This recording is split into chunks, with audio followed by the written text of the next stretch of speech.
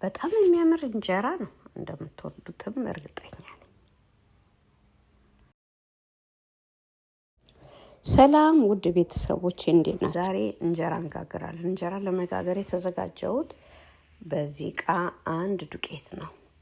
ከዛ ደግሞ ዱቄቱን አንድ ኩባያ እርሾ የጤፍ እርሾ አለ። በሱ አድርጌ ትንሽ የለብ ያለችው አዘጋጅቼ በሱ እንደዚህ እሽት አድርገን እናቦካዋለን ማለት ነው። በደንብ መታሸት አለበት። በደንብ ስናሸው እንጀራ አይኑ ያምራል። ያው ቤተሰቦቻችን ድሮ እንዳስተማሩን ማሸት በጣም መልካም እንደሆነ ነው።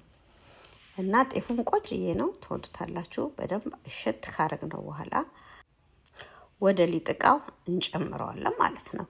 ወደዚህ ከጨመረን በኋላ በደንብ አድርገን ከጨመርን በኋላ ውሃ ከላይ እናደርግበታለን። ውሃ ማድረግ ቆንጆ ነው፣ እንዲያቀር ያደርገዋል። በሶስተኛው ቀን እንደዚህ እንግዲህ ውሃ ቀሯል ማለት ነው። ውሃውን ጥልል እናደርግና እዚህ ጋር የአብሲት ውሃ እንጥላለን ማለት ነው። አብሲት ሊጣችንን እንደሚችለው ነው የምናደርገው። ከዛ ሊጡን ጨምሬ ይኸው አብሲቱን በደንብ አድርጌ እያማሰልኩ ነው እንዳይጓጉል። በደንብ ትክትክ ሲል አብሲቱን አውጣና በደንብ እንዲቀዘቅዝ አድርገዋለሁ። ከቀዘቀዘ በኋላ አብሲቱ ከቀዘቀዘ በኋላ እዚህ ጋር አንድ ብርጭቆ ውሃ ጨምሬ ከዛ በኋላ አብሲቱን ይጨምረዋል። ውሃ የጨመርኩት ሊጡን አንዴ ለማግጠን ከላይ ውሃ ላለመጨመር ፈልጌ ነው።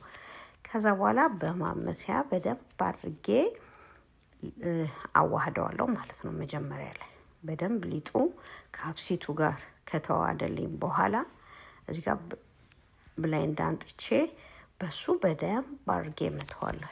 እንደዚህ ቆንጆ ነው። ምክንያቱም በዚህ እንደዚህ በደንብ አርጎ መምታቱ አይኑ እንዲያምር ያደርገዋል። ቶሎ ኩፍ እንዲል በጣም ነው የሚያምረው። ደግሞ አይኑ ራሱ በጣም ቆንጆ እንዲሆን ነው የሚያደርገው። ኩፍም ይልልናል። ወዲያው ግልብጥ ነው የሚያደርገውና በጣም ያምራል። ቆንጆ ይሆንልናል።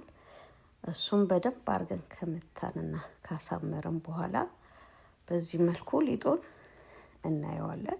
ቆንጆ ከሆነልን ክድን አድርገን እናስቀምጠዋለን።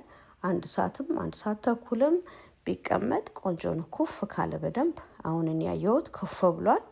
ስለዚህ ምጣዴን አሰማለሁ ማለት ነው።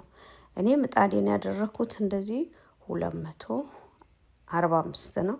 ሁሉም ሰው በተለያየ ነው የሚያደርገው። የኔ ግን በዚህ መልኩ ነው።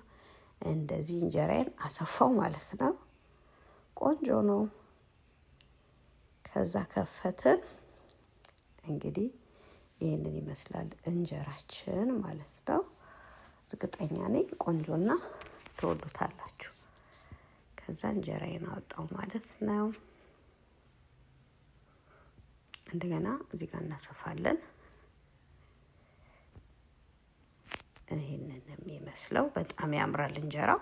ትወዱታላችሁ ከዚህ በላይ እና እናንተም በዚህ መልኩ ሞክሩት። እንጀራ እንድጋግር በጣም ብዙ ሰው ጠይቆኛል። ያው እንግዲህ ዛሬ በዚህ መልኩ አቅርቤያለሁ።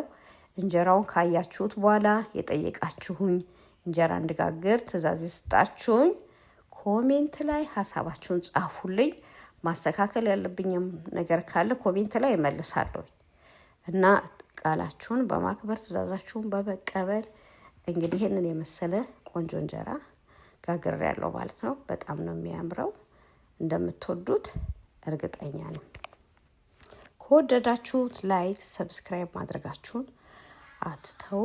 ሀሳብ አስተያየታችሁን ኮሜንት ላይ ጻፉልኝ። እናንተ ላይክ እና ኮሜንት ስታደርጉ ወደ ሌላ ሰው ስለሚደርስልኝ በዚህ ኮሜንት ማድረጋችሁን እንዳትረሱ። ላይክ አርጉ። በተጨማሪ የምትሉኝ ነገር ካለ ኮሜንት ላይ ጻፉልኝ። በጣም አመሰግናለሁ ስለተከታተላችሁኝ። እግዚአብሔር ይስጥልኝ። ሰላም ነው።